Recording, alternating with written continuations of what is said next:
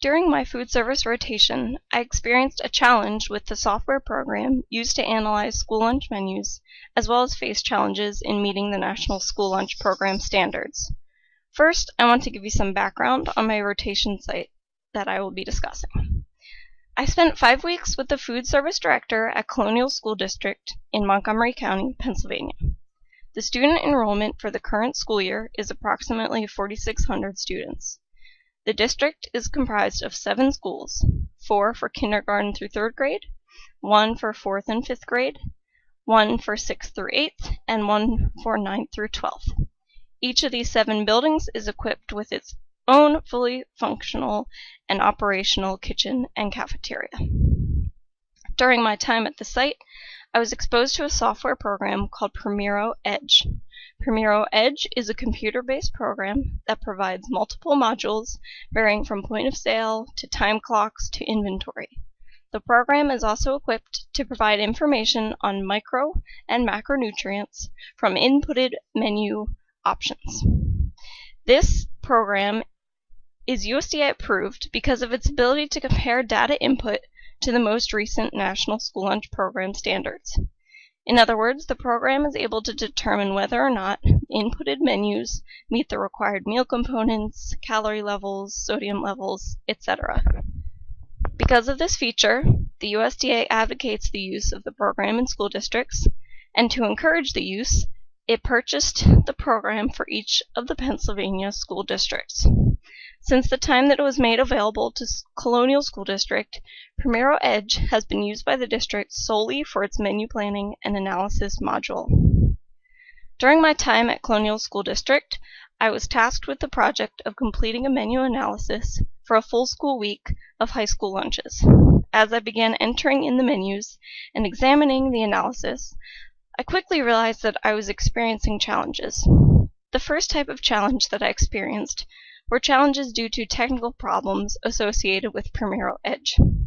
The second type of challenge that I faced was in having difficulties ensuring that the menus met the National School Lunch Program standards. When I say that I experienced technical difficulties, it was because I came across a few components of the software program that caused me some challenges. Because anyone with access to the program is able to enter menu options along with their nutrition facts and ingredient list, I discovered a few areas in which incorrectly entered data impacted my analysis results. For instance, the option for 8-ounce milk that I had been using in the menu analysis had been entered with a sodium content of 500-something milligrams per 8-ounce serving. I also discovered that there were a few instances in which the program did not have certain ingredients or menu options. For example, one of the menus of the high school featured shelled edamame, and when I searched for it within Primero Edge, the item did not exist. Similarly, I learned that the program was lacking in specificity in its pre-existing menu options. For instance, the high school of Colonial School District serves deli sandwiches with 3.5 ounces of protein. The options for deli sandwiches already in Primero Edge were for 3 ounces or for 4 ounces of protein. Selecting either one of these options would result in incorrect nutrient analyses as applicable to Colonial School District's menu. In order to overcome the first technical problem, which is of incorrect data entry, I used data obtained from the USDA's National Nutrient Database, which is an online site, in order to have a more accurate menu analysis. To account for both the lack of ingredients as well as the lack of specificity, I learned how to create menu items so that I could create items that were specific to the high school's lunch menus. In the case that I was unable to create an item, I would compare all of the pre-existing options and select the one that was most similar. The second type of challenge that I faced was one that dealt with meeting the National School Lunch Program standards.